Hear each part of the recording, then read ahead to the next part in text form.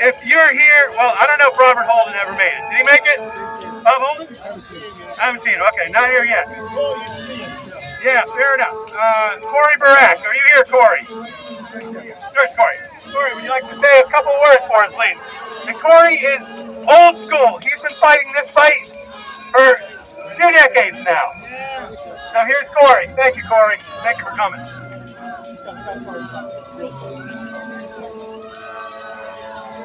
Good afternoon. My name is Corey Barak, and I'm a senior policy advisor for Keep NYC Congestion Tax Free. We have a website, keepnycfree.com, and on that website is a lot of information about what's wrong with this congestion tax scheme. By every measure, it's regressive, inequitable, unfair, and it's unsustainable. It fails on every level. Despite its name, it achieves nothing of consequence. It provides no relief on congestion. It falls short even on its claims on the environment. And some misguided folks got into their head a need to eliminate passenger cars in Manhattan, mostly south of 60th Street, by imposing this tax scheme. And all that does, if it were to go in place, is allow Manhattan to be a place for the uber wealthy to get around in their limos. Policymakers totally failed us by not considering alternative revenue sources that likely better meet the funding goals of the program, and that would improve public transit. It doesn't do so relying on cars to opt to use transit. And I want to point out for those folks that are standing around us shouting needlessly that there is no real capacity on the subways. What they need to do is be shouting add buses. And guess what? There is absolutely no money in the MTA capital plan or in the MTA budget to increase bus service, which is where they can increase capacity and address the lack of public transit in the transit deserts of this city. And I live in one of them, and I've lived in one of them my entire life.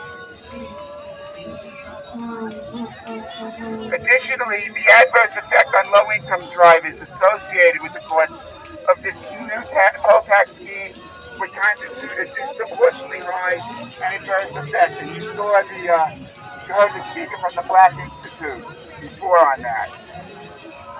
And the toll tax scheme proposes no measures that address the asthma in this city, where it impacts folks the most. And air pollution hotspots are not in Manhattan, over here. They're in the South Bronx. They're in East Harlem. They're in South Jamaica and Bed-Stuy. And then there's the Long Island working class drivers and small businesses that'll get no benefit and will be burdened with another senseless cost.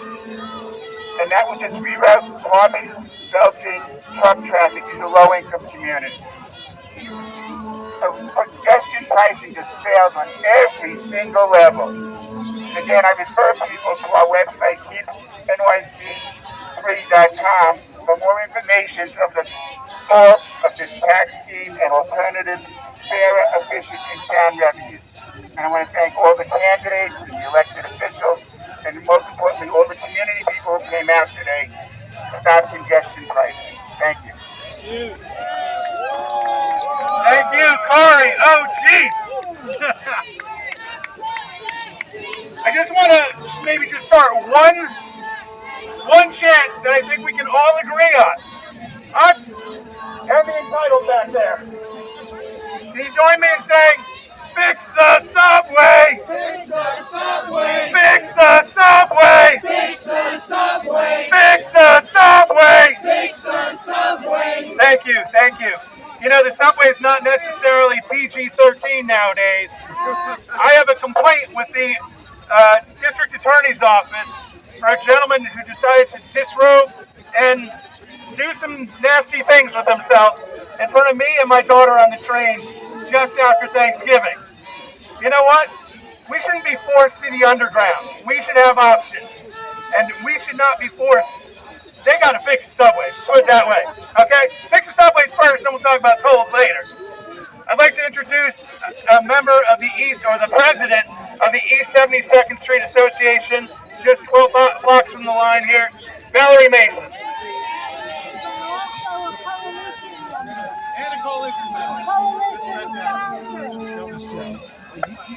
Hey everybody, thank you for coming out.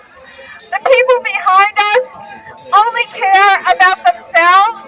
If you ask them whether most of them are bikers, and if you ask them if they wanted to pay $5 every time they enter the congestion pricing zone, I'm sure they'd say no.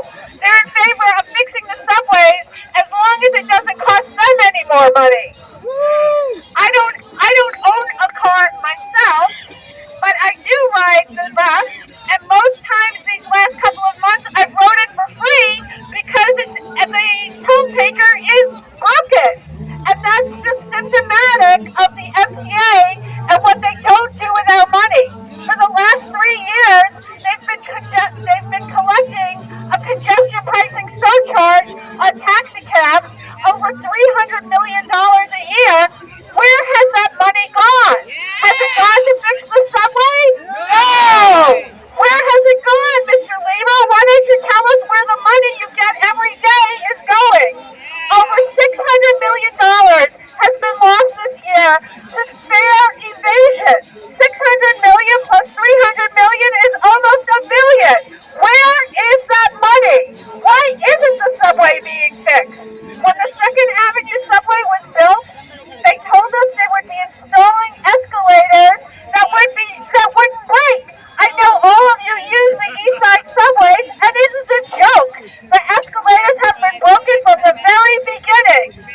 This is where our legislators want to send our money.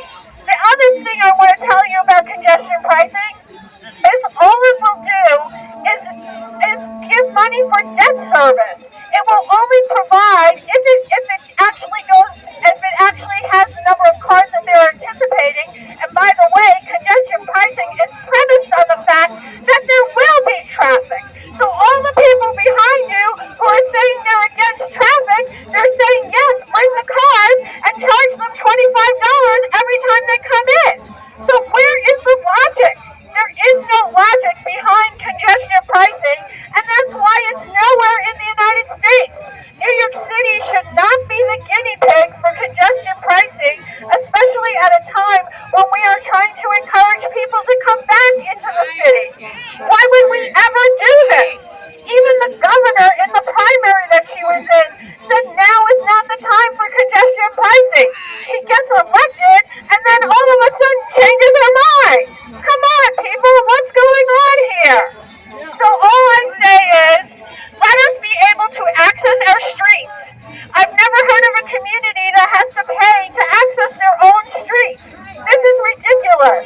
We all have to get to our electeds and get them to see the logic behind not going forward with congestion pricing and to stop giving money to an agency that obviously has no accountability.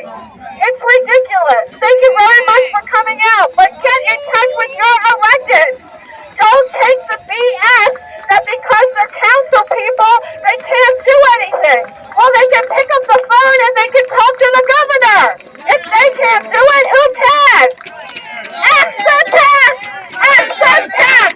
Extra tax! Extra tax! Extra tax! Alrighty. It's funny. You never hear about the 100,000 Ubers and Lyfts that they've moved into the city, right? Y'all hear me now? Okay, good. You never hear about the 100,000 Ubers and Lyfts they allowed to proliferate in the city. Yet, Uber and Lyft are the people that are backing these people behind us. So just think about that. A little food for thought. Meantime, here is a gentleman representing Passengers United, and where is the name? Compton D'Souza. Compton D'Souza, ladies and gentlemen.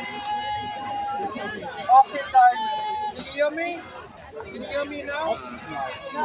Squeeze the button. Yeah, just take that one. Can you hear me now? Yes. Everyone? Closer to your mouth. Okay, so I just want to make something clear. We at Passengers United have been attending all the MG board and committee meetings for years now. I've been a community activist for 20 years. 20 years. And there are some facts I need all of you to know. The MTA, money thrown away, is the 7th largest debtor in the United States. That is a fact, okay? And the other fact is, all these counter-protesters that are here today are getting funded by YEAGER and Lyft.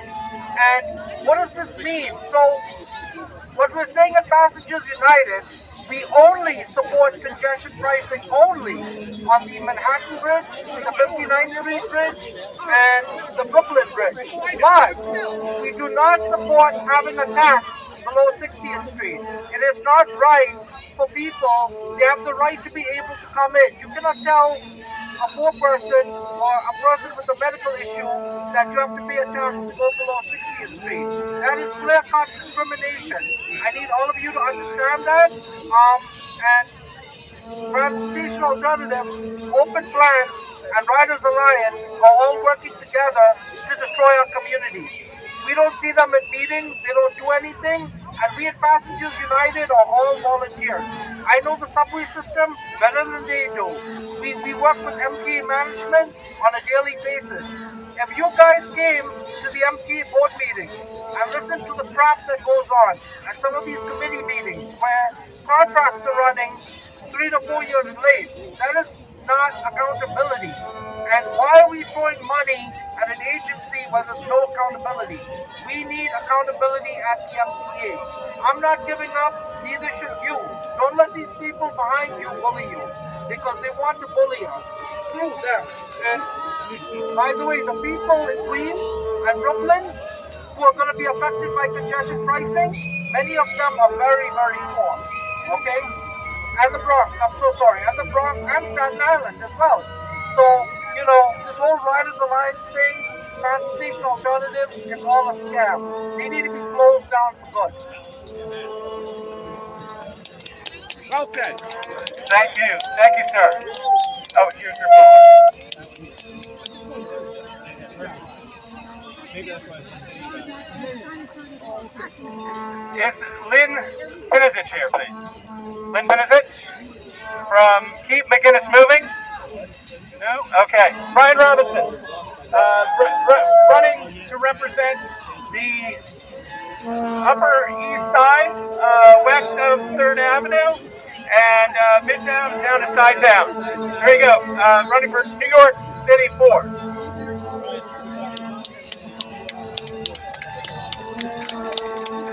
Thank you, everyone. Running for City Council District 4, Brian Robinson.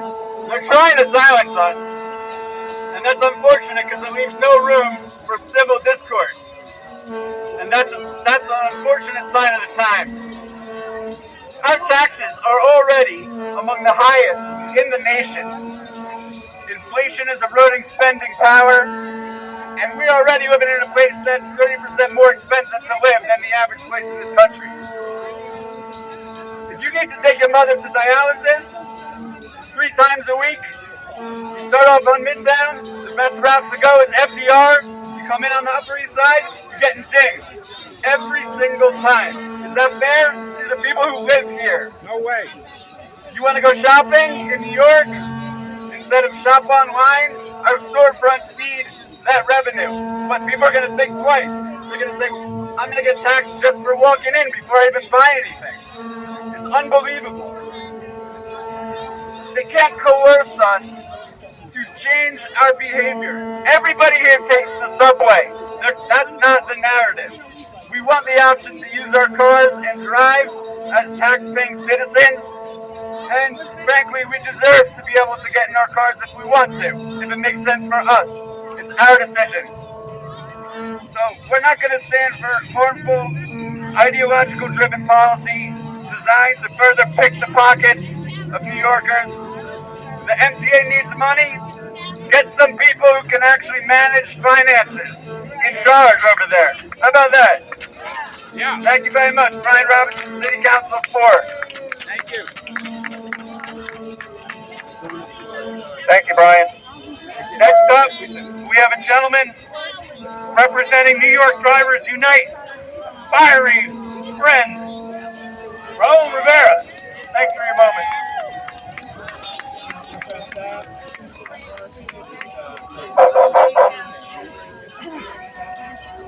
Good afternoon. My name is Raul Rivera. I'm a New York native. I'm the founder of NYC Drivers Unite. I'm a TLC driver advocate and a TLC driver. We completely are against congestion pricing. We say this today, tomorrow, forever. Mr. Adams, City Council, we say no to congestion pricing. If you're for the New Yorker, you won't do this. Respect the New Yorker. Another thing, we called on the City Council. We spoke to the council members. We want a complete full audit of the MTA going back 10 years. Yeah. I repeat, 10 years. We want a complete audit. You're listening, Richard Davey? We want an audit. What kind of president are you? I try to speak to you. All you did was stay silent. You don't have a voice for the people of New York. You're not a New Yorker. Also, pay attention to this. This is very, very important. I demand, as a native New Yorker, as a driver, I demand a full investigation against transportation alternatives. Yeah. Patty Harris. It's about time. We want to know why. And the commissioner, Itanis Rodriguez. Yeah. We want to know why. Why are they so cheap? They're so cheap to these people. We want a full investigation. Transportation alternatives. Danny Harris. Mayor Adams, what are you doing? Itanis Rodriguez, ¿qué está haciendo? What are you doing? And I have a message for the mayor. I'll mention his name today. Eric Leroy Adams, we have a message. We're going to share a name for you. That name is Lori Lightfoot. Remember that name. Thank you, Raul. I knew you'd lend a little fire. And thank you people back there for proving your point that you're unable to listen to an alternative viewpoint. You can't stand it. It's too much for you. Anyway, next up, candidate from Bayside, New York. Another one in our broad spectrum. Steve Behar, running for New York 23, New York City 23. Good afternoon, everybody. My name is Steve Behar, and I am a Democrat running for New York City Council in District 23, which is Eastern Queens. I live in a transportation desert. My city council district is the only district in New York City that you cannot take a train from. We have no subway stops. We have no Long Island Railroad stops. We are a transportation desert. And I'm a Democrat and I'm a progressive. And I, as a progressive, have spent my life fighting regressive taxes. Regressive taxes fall on the backs of the middle and working class. Congestion pricing is a regressive tax that will fall on the backs of hardworking New Yorkers. Who's going to pay for the tax? It's the waitress who lives in Astoria who has to open the diner in the East Village at 5 in the morning. It's the janitor in the Bronx who works the night shift right here at Sutton Place. And there's no subways there. And finally, it's the seniors in my district that have cancer and have to come into the city for their treatment. Those are the ones that are going to pay for the regressive tax. That is congestion pricing. I want to fund the subway. Nobody wants more mass transit than me. It takes me an hour and a half in public transportation just to get to here. However, I refuse to do it on the backs of the hardworking people of New York. So I stand with you to axe the tax.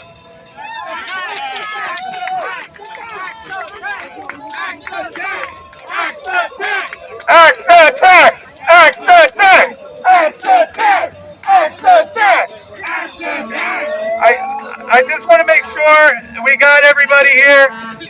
if there's a Ricardo Pacheco here, I think we got everybody. I just want to hand over to, well, Michelle would like to say a word, and then Ed from the coalition is going to round us out here. Thank you.